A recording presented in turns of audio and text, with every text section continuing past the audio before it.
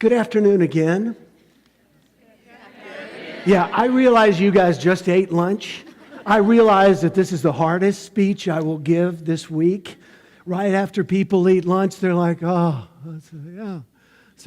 But I totally understand where you're coming from. And I also honor the fact that you have probably, I'm like, what, the 8th, 9th person you've heard speak over the last 2 days? Is that right? Something like that? Yeah? Okay. I promise you I'm going to do my best for this to be a really interesting, engaging experience for you and for you to get something to take home with you.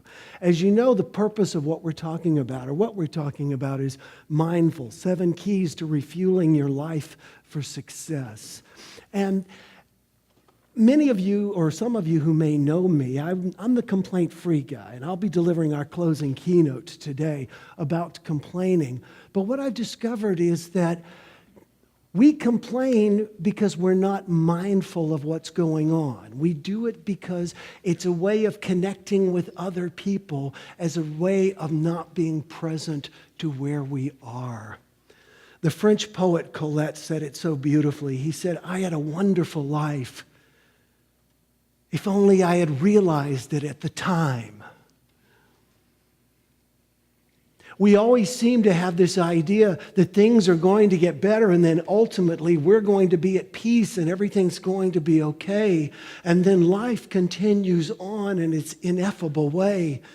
And we go through challenges and we learn something, and then we go through a challenge and then we learn something. But life just continues to move on. And then we look back and we wish we could go back and relive those experiences. NPR did a story recently about a study that said that our nation's school teachers are some of the most stressed people in our society. As stressed as doctors, as stressed as lawyers, surgeons, architects, engineers. It's an incredibly stressed profession. And I think it's because it is so politicized. If you want to run for political office, nothing gets people more upset than talking about their babies. And complaining about teaching and complaining about schools is a way for people to feel like they're engaged, but actually what they're doing is dragging things down. So I want to honor your profession before I even begin. I consider myself a teacher. That's what I tell people. And today I get to teach teachers, which is really funny. I failed the 10th grade. You can laugh at that. It's true. And I also always tell people I was an alternate at my own graduation. And now here I am working with and teaching teachers.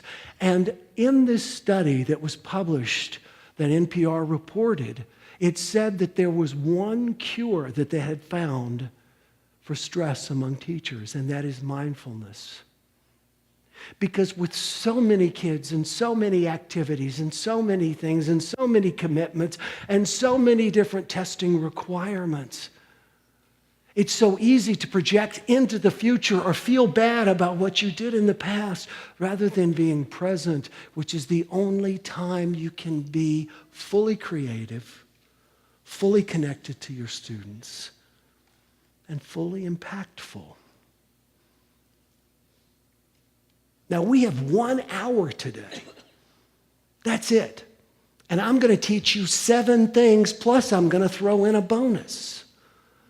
So I don't expect you to remember all of it, but I have written an ebook called Mindful that each of you will get. And you can go back and go through it, but I'm not asking you to accept and to do every one of these 7 things. I'm asking you right now to commit that you're going to do one of them. Just one. You're going to pick one thing and you're going to try it.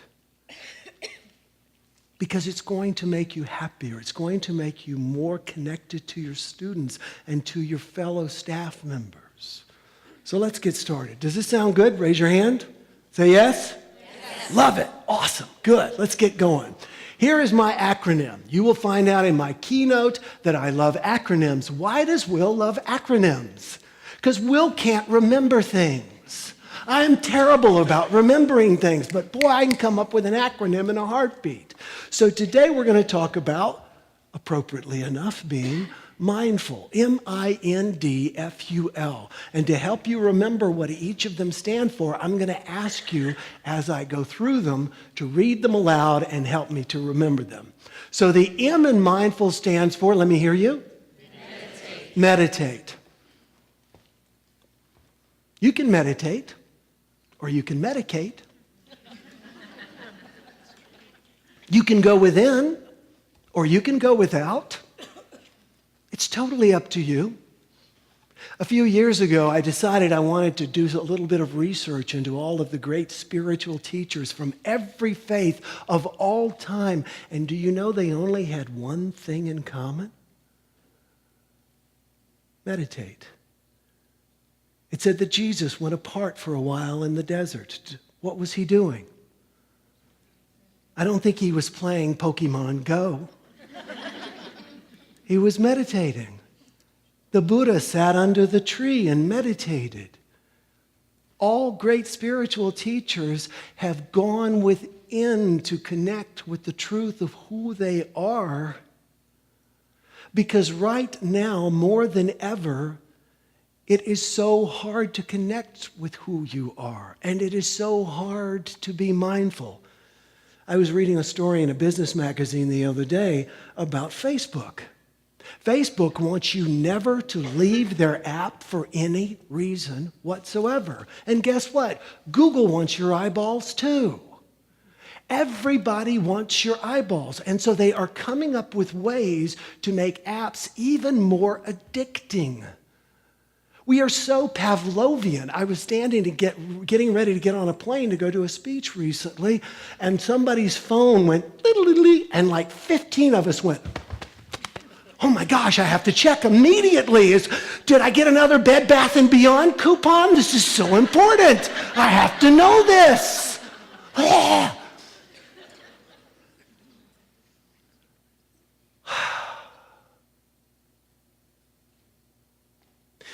I've been meditating for about 20 years. For the last 2 years, I've been practicing transcendental meditation, which means I meditate twice a day for 20 minutes. I've already done my one for today. Between now and my keynote, I'll go and be quiet, and I'll do another 20 minutes. What I find out about meditation is there are two things that block people from doing it. The first one is something my mother said. This was in the mid-'60s, there was a talk show on the radio one time. My mother was driving the carpool, and somebody came on talking about meditation. And people had not heard about meditation in Columbia, South Carolina. And when they were talking about meditation, my mother says, you know, when you meditate, that's when the devil gets in. Well, I'm here to tell you, after meditating for all these years, when you don't meditate, that's when the devil gets in. We need to be quiet. We need to be still. We need to shut up. We need to put everything outside of us, purely outside of us, and go within. Meditation is not a spiritual practice. It is not a religious practice. It is like push-ups for your brain. I have a dog, Jake. He's a Labradoodle. I got him from a rescue 5 years ago, exactly 5 years ago, because he just turned 11. So I took him to Petco and let him pick out a toy and all that kind of stuff. I did, I really did. This is last weekend. And so I took Jake and let him pick out a toy, and he's so cute walking through He picked out a teddy bear, and he's walking through and everything. But when I got Jake, I was concerned because I have had dogs that have gone out into the road and gotten killed. And so the very first thing I taught Jake was what? Sit. And after you teach a dog sit, what do you teach him? Thank you. No one has ever taught our brains to sit and stay. Everyone has taught our brains, over here, look at this. Over here, look at this. Don't think about this. Don't be there.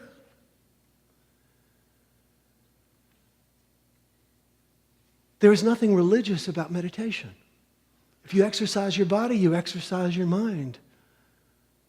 Pema Chodron, the great Buddhist nun, said that she had been meditating for almost 50 years, and she still felt like she didn't do it right.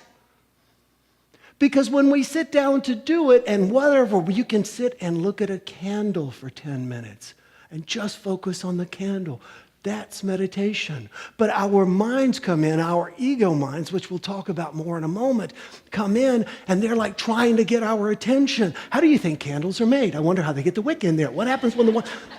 You're laughing because you do the same thing. And what we have to do is to begin to tell, that's our childish mind. No matter our age, our struggle is to be an adult in the situation. And it's to get that mind to be quiet. To do, what did I do with Jake? What? Sit and stay.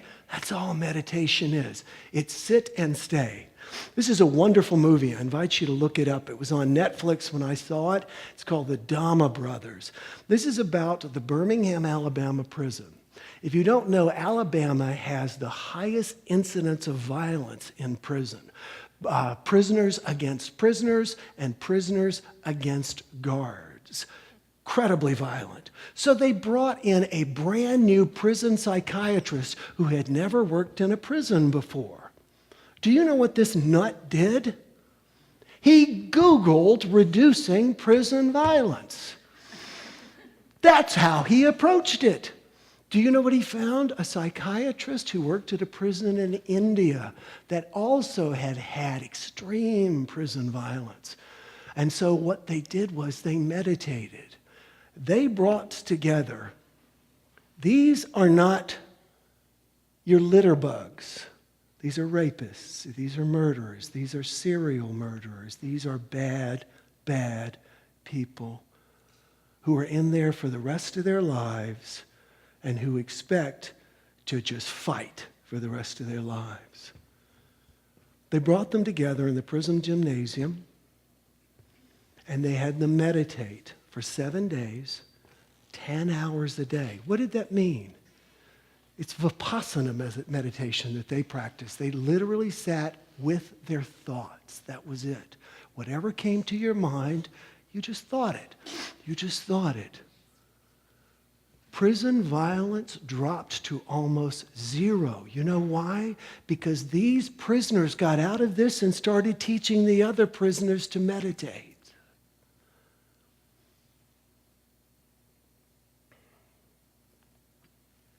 Meditation is critical to be mindful.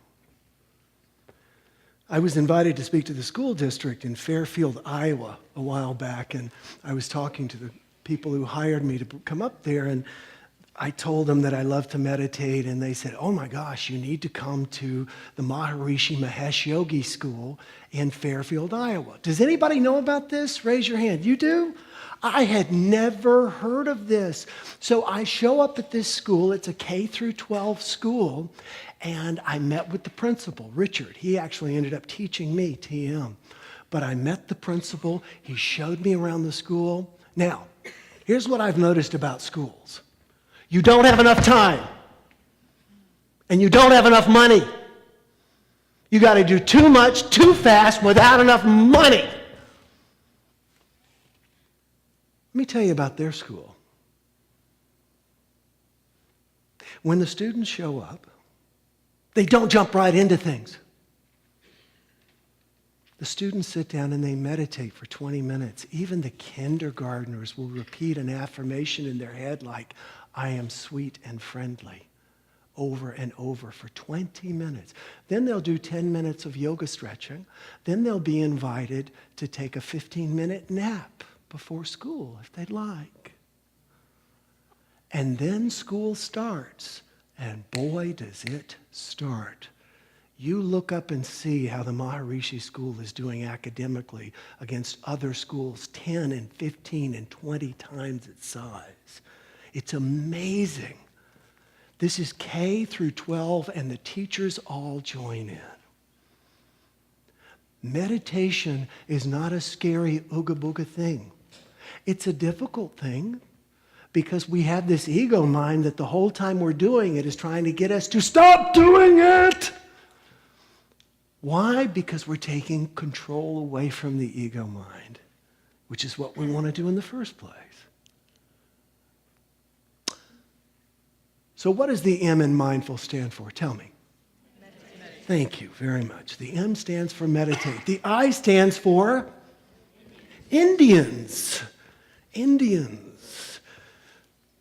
I met a man, and I met him after my wife owns a yoga studio, and I was talking to this guy afterwards, and his name is Gil Nickel, and he is a very respected Native American scholar.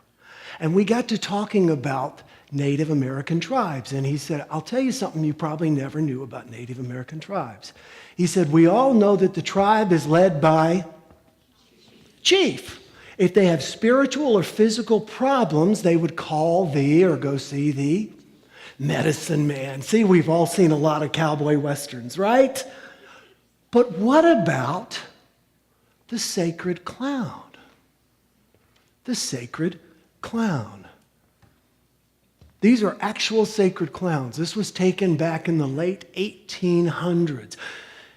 In every tribe in North and South America, according to Gil Nichols, they have not only a chief, not only a medicine man, but they have a sacred clown.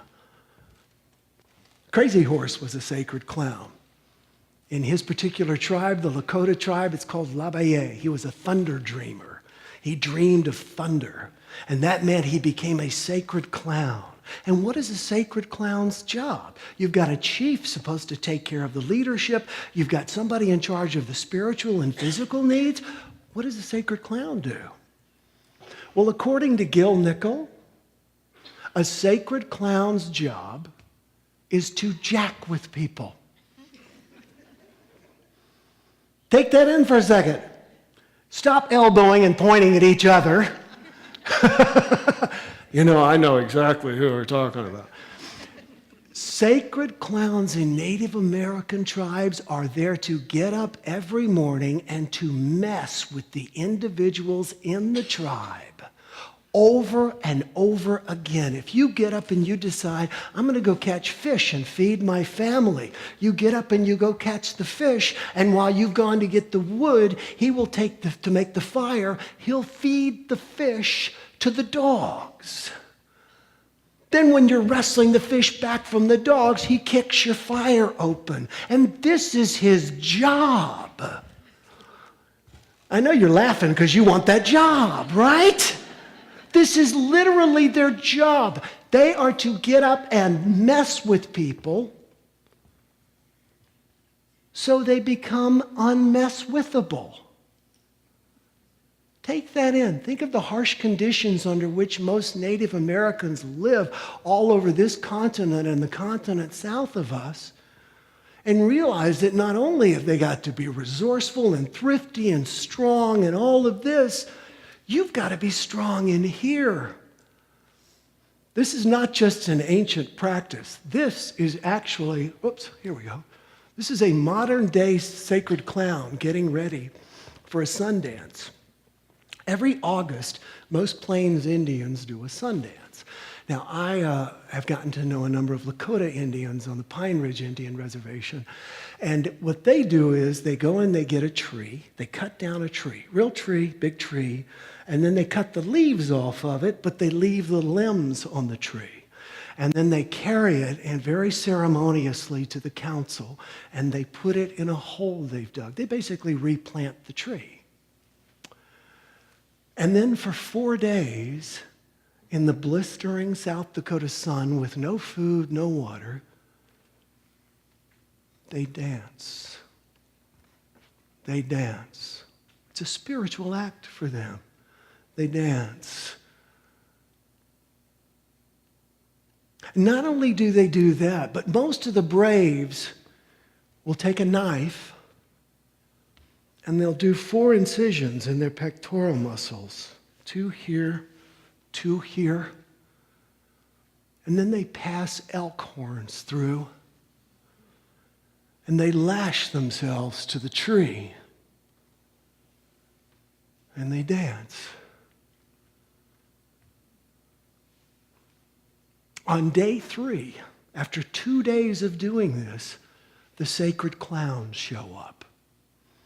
They may show up riding forerunners or riding horses backwards. They have been known to do that. They will come in with super soakers and soak everybody, the crowd included. They have been known to come in with McDonald's hamburgers and give them to everybody in the crowd and then go up to the dancer and go, boy, that sure smells good, doesn't it? Come on, you can't do this. You don't have what it takes. Quit. Give up. You know you can't do this. Quit. Stop. Give up before you embarrass yourself. What's a sacred clown's job? Mess with people. So that's what they do. Now, when I heard this story, when Reed, the sacred clown, told me this story, I said, so what does that have to do with anything? You can't prove that the sacred clown's being there has any beneficial impact on the dancers. He said 5 years ago, we decided that we were going to rotate clowns. We would send our clowns to that reservation. They would send theirs to ours. But somebody got a date messed up. And he said the first time in over 1,000 years, we had 4 people fall down from heat exhaustion and have to be hospitalized. Why am I telling you all this? To be mindful and to be present, we have to begin to look at the people who irritate and upset us and say that that's my sacred clown. They are here to benefit me. They are here to teach me. They are here to show me that I don't know. Oh, everybody's squirming now. You guys were loving the story till I put it on you, weren't you? Oh, yeah. They are your sacred clowns. Somebody was talking to me not long ago and they said, man, I don't want to go to my mom's house. And I said, why don't you want to go to your mom's house? He said, my mom always pushes my buttons. And I said, don't take your buttons to your mother's house.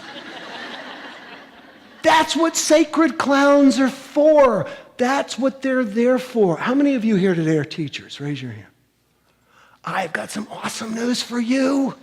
I have been meeting with the people in the district, and you're all going to get a sacred clown this year. You get a sacred clown. You get a sacred clown. You get a sacred clown.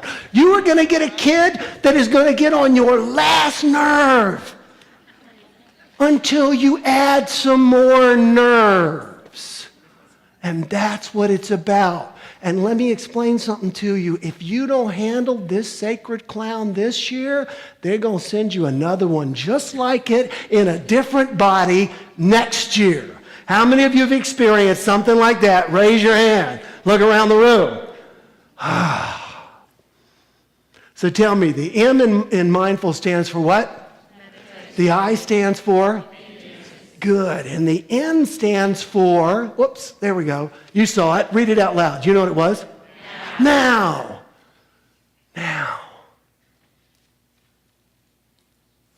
You know, I really thought it would be kind of funny to just come out here teaching mindfulness and stare at you the whole time. To be present, to be now, to be here, to be with what's going on. The great baseball manager, Yogi Berra, was once asked, Yogi, what time is it? And he goes, you mean now?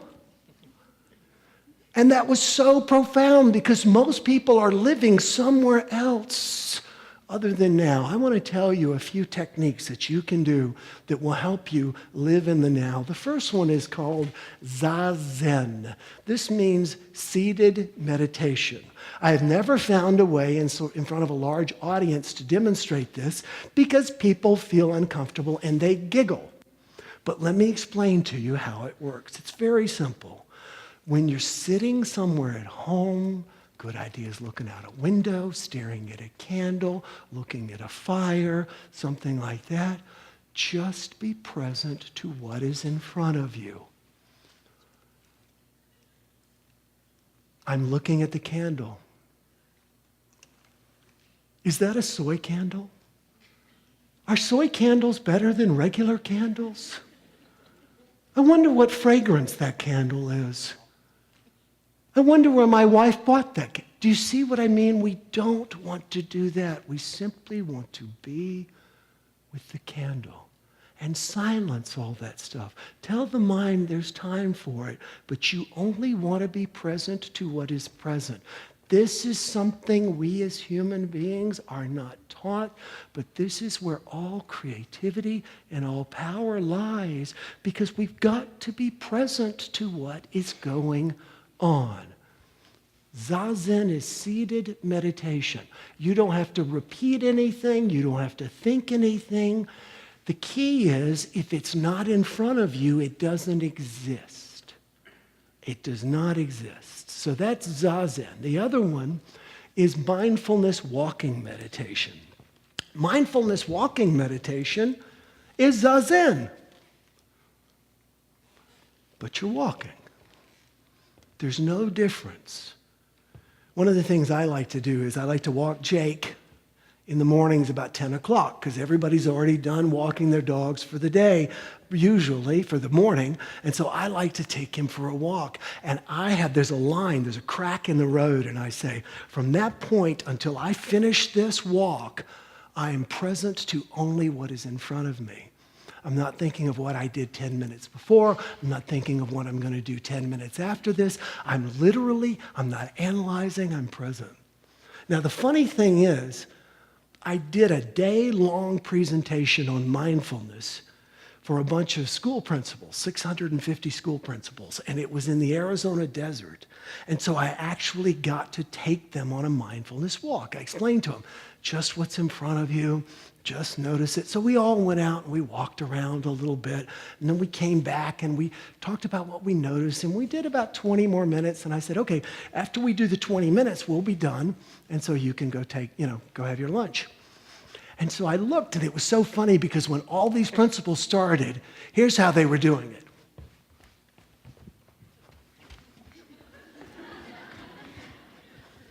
Right? After about 10 minutes,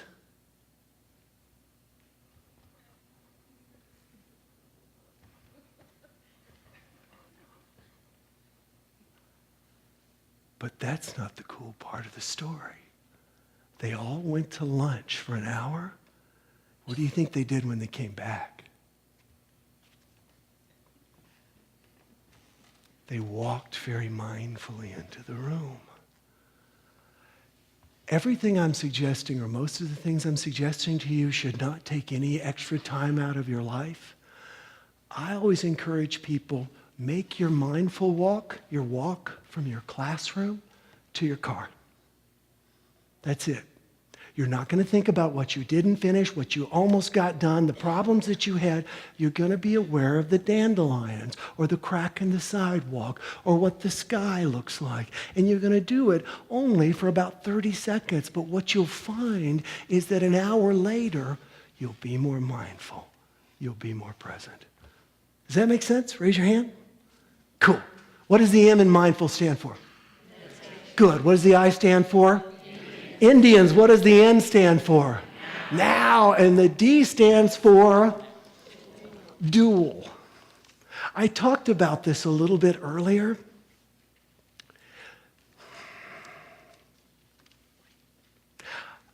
I have been fortunate enough, I figured it out the other day, I think I have spoken to about 80,000 people around the world. And I've gotten to know a lot of people around the world, and I've come to one clear understanding. We're all crazy. I mean, crazy. Everybody, you're laughing because you're like, oh, thank God he said it. Because you feel it too. We are at one time the most noble, caring, helpful, spiritual, loving, giving things on the planet. And on the other hand, we're the nastiest, meanest, most resentful, distrustful, angry people on the planet. And both of those realities exist inside of who each and every one of us are. I like to say that we have a rude roommate that never goes away. There is nothing we can do. I've been speaking professionally for 10 years. My ego told me this morning I was going to do a terrible job for you guys. My ego is always telling me that. Your ego will tell you that. You can't, you're not smart enough, you're too tall, you're too short, you're too fat, you're too skinny, you're too young, you're too whatever. That's its job. So you know what your ego is? It's an onboard sacred clown. It's like a virus in your computer software that's always going to be there. And so we always want to account for that dual nature of our own minds.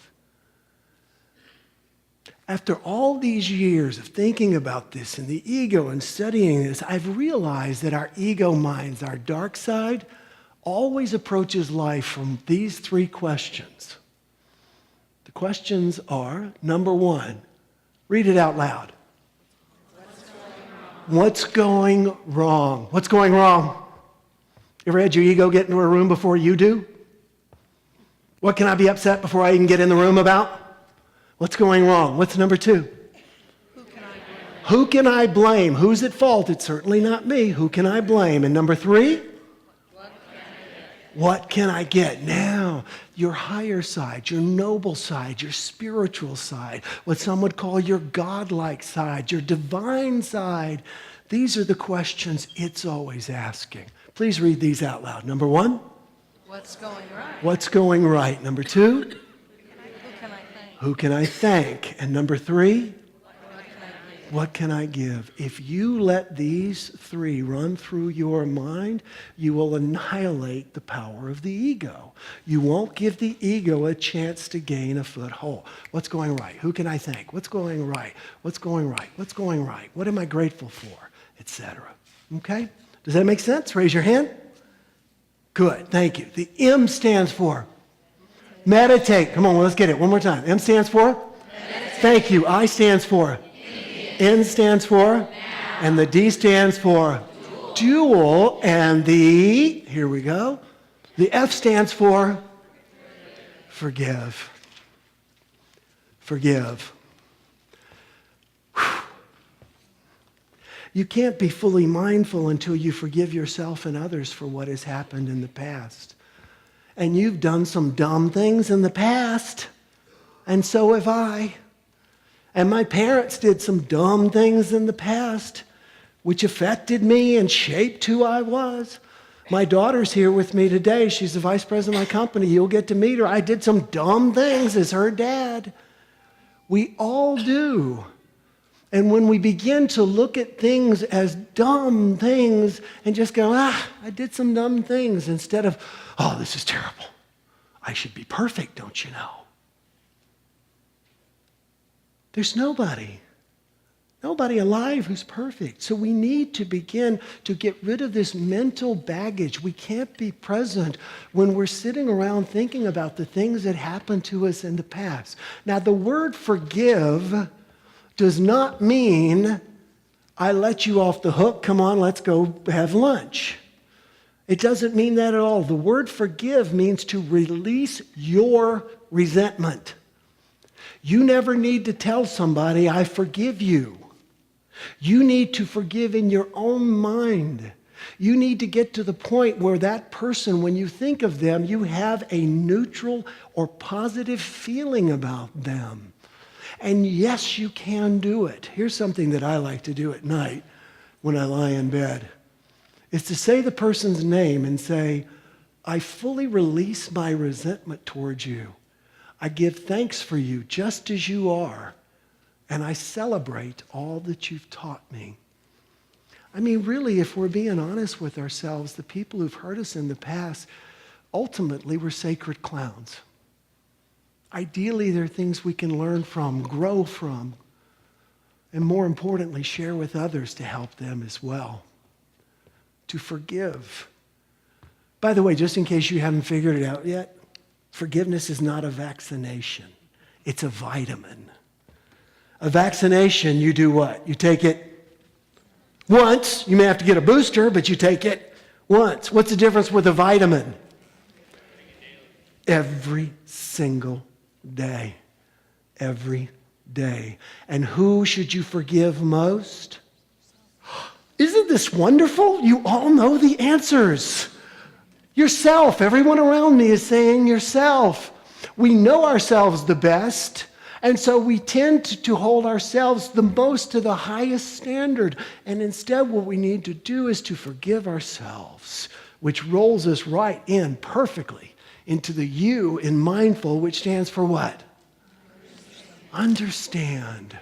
Understand. I think talking to teachers, this is somewhat redundant and superfluous, but I want to remind you, as Plato said, that everyone you meet is carrying a heavy burden. Everyone you meet. I was speaking in China, and I was invited by J.D. Chang, who's a billionaire in China, to come have lunch with him. And I'd never heard of the guy, first of all, here in the United States, but when I showed up, this guy is rich. We had private lunch in a 32nd floor of a 64-story building he owned in Beijing, okay? The guy walks in, he is super handsome, great head of hair, beautiful wife. Everything you and I think we want to have. You know what he did? He sat down and he told me through a translator about his pain and about his difficulties and about the heavy burden that he carries running this huge corporation. One of the things that helps us be more mindful, to be more present to ourselves and others, is to realize that, as the Buddha said, life is struggle. Life is struggle. It's also beautiful. It's also wonderful. It's also a great dance, but sometimes it's a pain in the neck. And as we remember that for other people, we become more mindful. So now tell me, before I go through the last one, the M stands for what? Loud. Meditate. Thank you. Meditate. The I stands for? Indians. The N stands for? Now. The D stands for? Dual. The F stands for? Forgive. The U stands for? Understand. Do you know what's awesome? Not a one of you that I saw looked down. You just knew these. What does the L stand for? Lead. Now, please understand, I'm not inviting you to lead. I'm wanting you to understand that whomever you are, you lead. Whomever you are, you lead. If you're a teacher, you lead students. If you're a husband, you lead a family. If you're a wife, you lead a family. Everyone leads. Friends lead friends. Here's the thing. Having been a terrible leader myself early on in my career, I tried to figure out how you can be a better leader. Because you want to do things for a leader who you like, who you feel good about, who you celebrate, right? You guys are with me, yes? Raise your hand. Okay, good. Now, have you noticed that some teachers will have kids, and the teachers will be very astute. They'll be very well educated. They'll have everything worked out and everything, but the kids just are like animals sometimes. They don't want to work out. They don't want to work with the teacher. I'm not asking any of you to raise your hand to that one, by the way. What I've discovered is that we want to develop, as far as leaders, we want to develop charisma. Now, charisma is not, contrary to what some people believe, something that you're born with. Wow, he was born so charismatic. Can be true.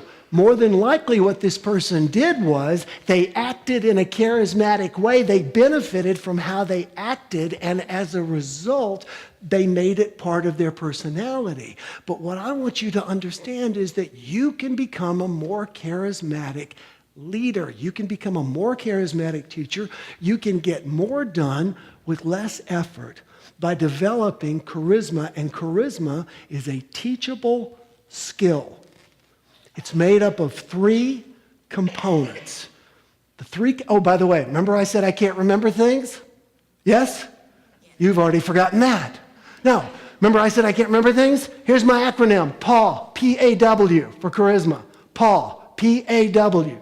Number 1, Read it out loud. Power. It's so funny. I was speaking to a bunch of teachers one time, and somebody stood up and said, well, I'm just a teacher. I don't have any power. And I said, if you said to your kids, stand up, will they stand up? She said, well, yeah. I said, I'd call that power. That's power. If you have a title, you have power. If you're a mom, even a kid. My daughter has huge power over me. If you're a dad, wouldn't you agree that your daughters often have huge power over you? Why? Because they have the title, daughter. It's power. So number one is power. Would you agree you already have power? Say yes. The second thing is what? Attention. Attention, attention, attention, attention. I did this earlier. Let me try it again. This was the first time earlier. Let me try it again. How many of you feel like I looked at you personally during my presentation? Raise your hand high and hold them up because I want everybody else to look at you. Hold your hand up. Come on, come on, come on, come on. Cool. That's attention. That's attention. It's intentional. I intentionally give you my attention because I know it helps, it makes it easier, and I can also tell whether or not you're with me or whether you're not. As I teach professional speakers, I always say the question is always in your mind, are you with me? Are you with me? Are you with me? There's a wonderful thing making its way around Facebook. Many of you may have seen it, but it's a young man. He's a school teacher. And what he does is he puts a chair in the front of his classroom every morning, and then he sits in the chair so he's at eye level with the kids. The kids walk up and he says things like, Tony, dude, you are so funny. I love having you part of this class. High five. Boom. Tony splits. Leanne, you are so cute. I love the way you wear your pigtails today. I'm sure you're going to do great on the math test. Boom, boom. How long do you think it takes him? 5 minutes? But he pre-gives the kids attention so they don't feel like they have to do bad things to get it, which is what I used to do as a student. Charisma is power. Charisma is attention. And then charisma is what? Warmth. Warmth. We have one way of conveying warmth in the human animal kingdom. What is it? Come on, y'all know what it is. I'm doing it. Smiling. Oh no, I can give you eye contact that you will not make you feel warm. And you can too. We all do that, right? But when you look somebody in the eye, you have the power, you give them attention, you look them in the eye. That's how we convey attention, and warmth is always conveyed with a smile. In the wonderful book, The Charisma Myth, where I got a lot of this information, the author tells a story about Marilyn Monroe when she was married to Joe DiMaggio, living in New York, across the street from the Dakota, from John Lennon and Yoko Ono. And at that time, Marilyn Monroe was it everywhere, biggest box office draw, etc. So they asked her, how do you get around New York City without people just thronging you so you just feel oppressed? And she said, it's really not so bad. Watch. And she took the journalist out into the street, and she took him for a walk. And no one recognized Marilyn Monroe. She was not dressed any different. She was Marilyn Monroe walking through New York City. They got on a subway, took it downtown, took it uptown to Manhattan, got off, and Marilyn Monroe, and the journalist is like looking around, can't believe nobody realizes he's with Marilyn Monroe. And she said, okay, you want to see it? And he said, see what? And 10 minutes later, the police had to come in and escort Marilyn Monroe and this journalist out of the subway because they were thronged by people. What Marilyn Monroe said she did was she turned on her charisma. Instead of walking through New York, not making eye contact, not smiling, she walked through New York and she looked down, etc. But then she began to look people in the eye and to smile, and people went, oh my God, that's Marilyn Monroe. You have got inside of you a superstar. You have got inside of you somebody who wants to come out and be that charismatic teacher. Make a commitment that you're going to begin to do that you're going to begin to develop your own power and presentation as a person and to share that with other people. So before we conclude, what does the M stand for? Meditate. Come on, good and loud. The I stands for? Indians. Great. The N stands for? Now. The D stands for? Dual. The I stands for? Forgive. F stands for? I was spelling Indian in my head. That's what I get when I do 3 presentations in one day. The F stands for? Forgive. The U stands for? Understand. And the L stands for? Lead. So which are you going to do? After being here today, you're going to start meditating? You're going to begin to figure out who your sacred clowns are and begin to own that they're your sacred clowns? Or are you going to begin to develop your ability to live in the now? You know, one of the things that I do, because not only do I travel and speak and write, I also own an online yoga studio with my wife and all of this. And so I've always got so much coming at me that at least once, typically twice a month, I will take an entire Sunday in silence. I will turn my phone off. I will not speak. My wife doesn't speak. It's really great. We're together. She doesn't speak. It's cut our arguing in half, I have to tell you. That's really great. But what I have found is that we need to find those moments of now and sit there. Rebecca De Mornay, the actress, once quoted her spiritual teacher, and she said, "Don't just do something, sit there." Get it? Instead of don't just sit there, do something. Develop the now. Understand. Maybe you're going to work on the fact that you understand that you have an ego, and you're going to begin to ask yourself, what's going right? Who can I thank? What's going well? Maybe you've got some forgiveness work to do. Maybe there's some people that have hurt you. Maybe there's some things that you've done. Maybe it's time for you to release those people.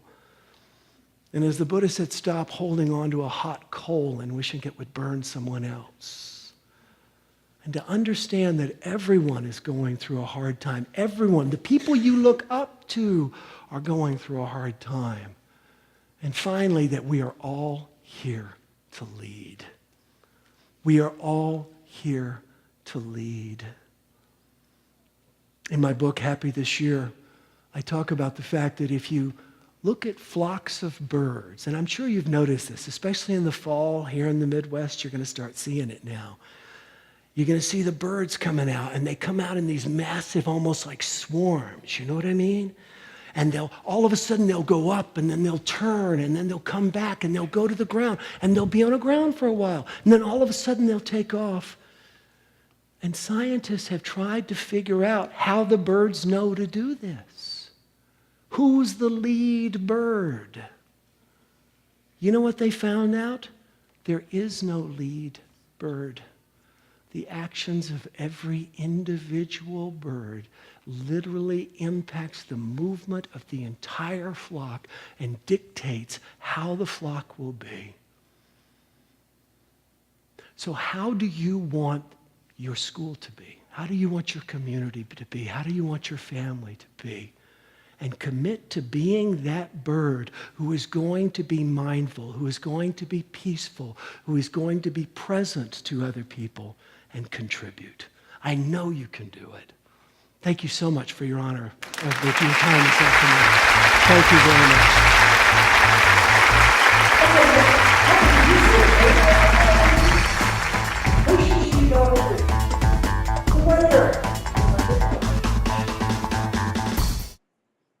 Instead of whom you're complaining to. Who can you speak directly and only to that's going to resolve the situation? That's what we need to strive to do. We need to stop being victims. We need to stop complaining to people who can't do anything.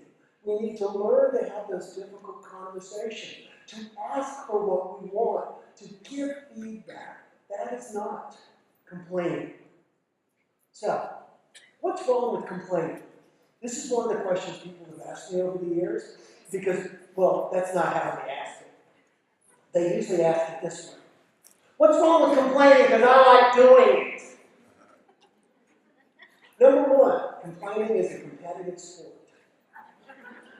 I have realized that when you get two people together and one person complains, the next person will try and out-complain that person every single time. This is why complaining will spread through your teacher's lounge, will spread through your business. It just spread.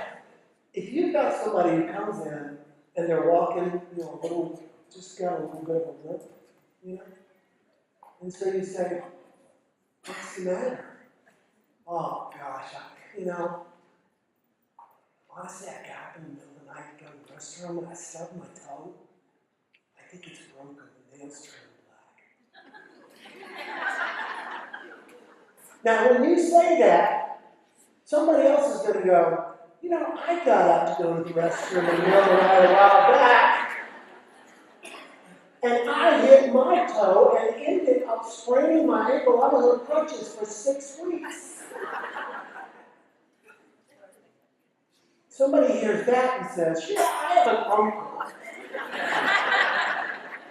Got up in the middle of the night, went to go to the restroom, stubbed his toe, fell down, hit his head, and died.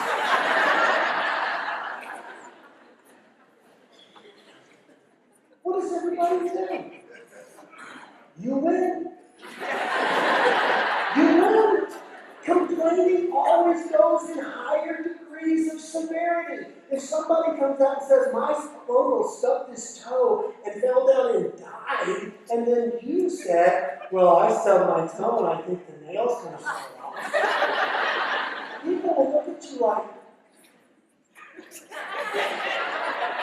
don't you know how complaining works? It always goes in degrees of higher severity. So complaining is destructive or rather is a competitive sport. Complaining also keeps our focus on the problem. This is the thing. We're continuing to focus on the problem. One of my favorite stories that explains this is two construction workers that meet for lunch one day. And the first one reaches into his lunchbox and goes, oh man, you gotta be kidding me. His buddy goes, what's the matter? He says, I got a meatloaf sandwich for lunch. And his buddy says, what's wrong with that? He says, I hate meatloaf sandwiches. But he just shrugs his shoulders and eats his lunch. Next day, the same two guys sit down. First one opens his lunchbox, looks inside, and goes, again? 2 days in a row? I get another meatloaf sandwich? His buddy doesn't say anything. His buddy's... Third day, same two guys sit down. First one opens his lunchbox, looks inside. This time he just crumbles his lunch up. He goes, I've had it day in and day out. It's the same stupid. I want something other than a meatloaf sandwich. And his buddy goes, Dad, ask your wife to make you something else.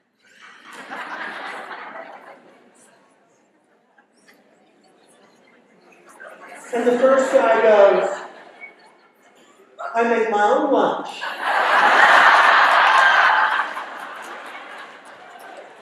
If you get nothing else I say today, please let it be an understanding that you make your own lunch by the thoughts that you think, but evidenced by the words that you speak. So complaining is a competitive sport. Complaining keeps our focus on the problem. Complaining damages our health. There have been numerous studies that show that complaining people tend to have higher blood pressure, higher incidences of asthma. They tend to have higher depression rates, more suicide. It's amazing. People who are going, it's really not surprising if you're going around with this negative soundtrack, of course your body is going to react. Back when I was a minister to church, I was asked to go see a woman who was in the hospital.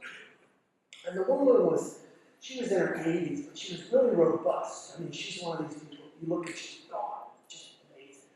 And so, I went to see her at the hospital. I didn't know what was wrong, and I was always trained. You never go into somebody's room check in at the nurse's station first. So I checked in, and her doctor was there. So I said, oh, this is great. Can you tell me what's going on with Jane? She said, oh, she's